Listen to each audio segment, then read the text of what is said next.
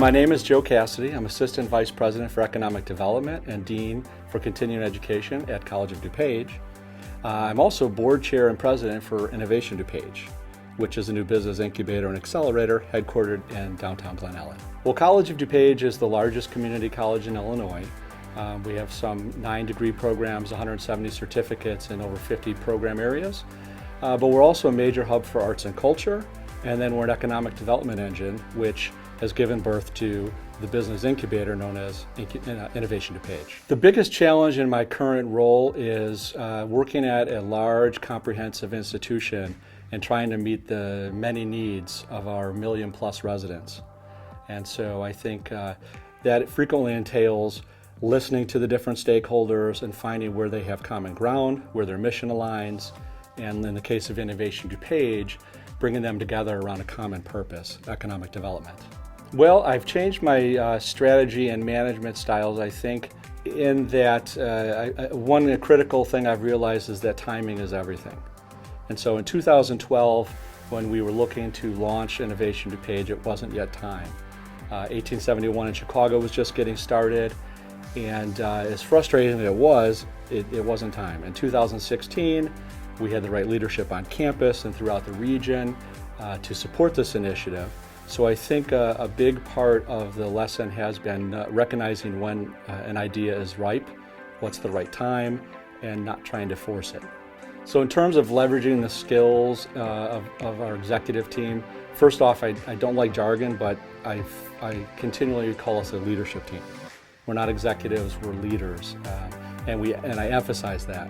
I emphasize drawing leadership qualities from all of the leadership team and then the whole staff.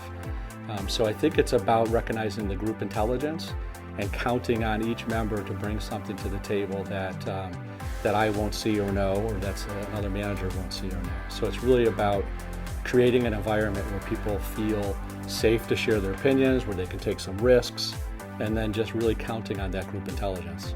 So I think Innovation DuPage is an innovative solution to a non-traditional problem. The business challenges facing companies today are changing at just an exponential rate of change.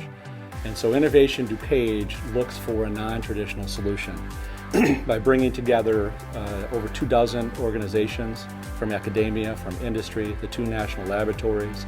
So it's a very non-traditional approach to support small companies and startup companies rather than a long-term degree program or period of study. This is very short-term, mentor-based, focused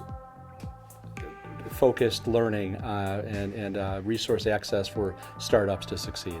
So in terms of guiding companies through growing pains, I would say that every company working with Innovation DuPage is experiencing growing pains of one size or another.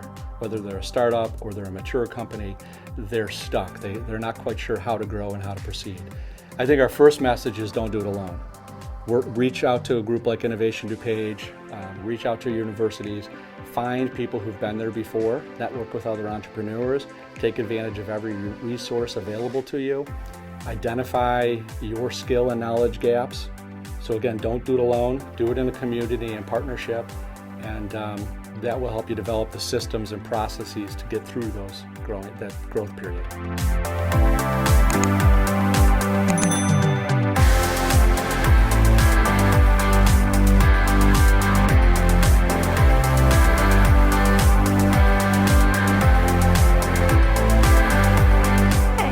Marina Berrones. I work at DLR Group in our Chicago office, and I'm a senior project manager architect. We're an integrated design firm. We do both architecture and engineering and some specialty services as well, like integrated technology design group. We have visual graphics, among others. The top 3 challenges in our business today really have to do with the way the construction and design industry currently is. Number 1, costing. We do a lot of early on costing, estimating to help make sure our projects are in line with our clients' budgets. The second thing is finding workforce, both in design and construction. It's hard to find really great, valuable people to work on our projects. And I would say the third thing is probably just speed, the speed of technology, how fast things move today, keeping up with that. The best business advice I ever was given was when I was really young. I think my parents instilled in me that we should always put in 100% of our effort and do what you love to do. So every time I have a new employee, the first thing I ask them is, what do you like to do? And then we try to kind of mold their experience at our firm based on what their likes and their goals are. You know, that's a funny question. Our company culture has remained the same, but we've had a lot of growing pains lately, or I guess more growing initiatives. So when I first started, we were about 35 people, and now we're almost at 90, and that's within a 3-year span. So it's been significant growth, and I think one of the things that we try to do internally within our office is share among each sector. And we do design shares, we do personal shares, just so that there's a constant flow of communication between all the new people, the more senior people, and the people that have been there for over 20 years. You know, we're an interesting firm for an architecture and engineering firm. We're 100% employee owned.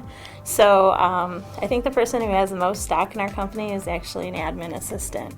So basically, when we're attracting new employees to our group, both senior and entry level, they have the opportunity to buy stock in the company. And I think that level of employee ownership is really important for the growth of our firm and our culture. For one of the trends that I'm most excited about is mass timber design. We're doing a lot of offices across the country right now, and we're also looking at mass timber and mixed-use developments. I'm in the retail mixed-use sector, so I know some of the younger generations really think sustainability is a key factor to their, where they want to work, where they want to live. So mass timber is really exciting. I think you have a phone call once a week about mass timber. Another thing that we're looking at a lot is urbanizing the suburbs. The younger generation really likes to have some of the urban amenities like transportation, Uber delivery, food delivery, those kind of amenities in their suburban spaces. So that's been exciting. We started as a retail group, the sector that I'm in, and a lot of the shopping malls across the country are taking these old closed, dark boxes and turning them into mixed-use developments. So we're seeing a lot of residential and hospitality uses coming into shopping malls, which is pretty exciting because a lot of the shopping malls existed in key locations within different communities across the country.